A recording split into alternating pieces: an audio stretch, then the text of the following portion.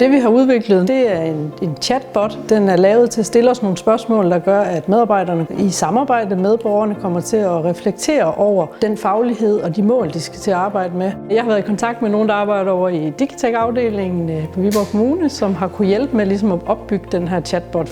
Og så har vi jo i samarbejde siddet og kigget på de manuelle hjælperedskaber, vi ligesom har haft, og prøvet at bygge den her chatbot op med at ligesom at fodre den med alle de her faglige metoder og den her smartmålsmetoden, som vi jo bruger.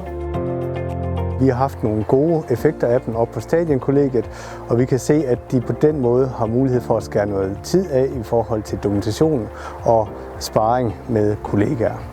Tiden, vi får i overskud, den bruger vi jo på borgerne især. Ja. Ude i bostøtten, ude og laver fælles aktiviteter med borgerne, og hvad vi nu ellers er bestilt til omkring den enkelte borger. Det frigiver jo tiden til, at vi kan være mere sammen med borgerne. Vi ønsker egentlig at skære dokumentationen ned til det, der er nødvendigt, og her kan AI også være en stor hjælp, så vi får lavet de delmål, så de både er skarpe og målrettet vores borgere. Alle kan gå direkte til det. Det er meget simpelt, og det er simpelt på den måde, at det er et spørgsmål ad gangen, man skal forholde sig til selv. Den mindst IT-kyndige vil ret nemt kunne tilgå det her. Det er hurtigt at komme til at svare på de rigtige ting. Den stiller faktisk spørgsmål til dig, som du så skal svare på, og det er jo netop det, der er det fede ved den. Så ved vi, at vi er kommet hele vejen omkring i forhold til, at det skal være specifikt, det skal være målbart, det skal være attraktivt, det skal være tidsbestemt. Hvis man svarer på det, den spørger om, så har man afdækket det, man skal.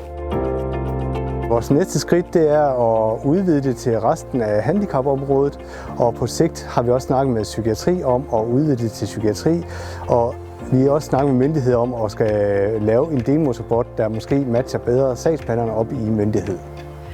Hvis jeg skal nævne 3 ting, jeg synes, vi har fået ud af at allerede nu arbejde med det, så er det hurtigere og mere effektivt. Vi kan lave delmål.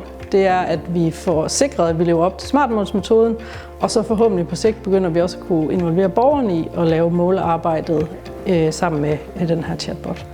Jeg tror, det har stor potentiale i forhold til AI, og jeg tror ikke, vi har fundet dem alle sammen endnu.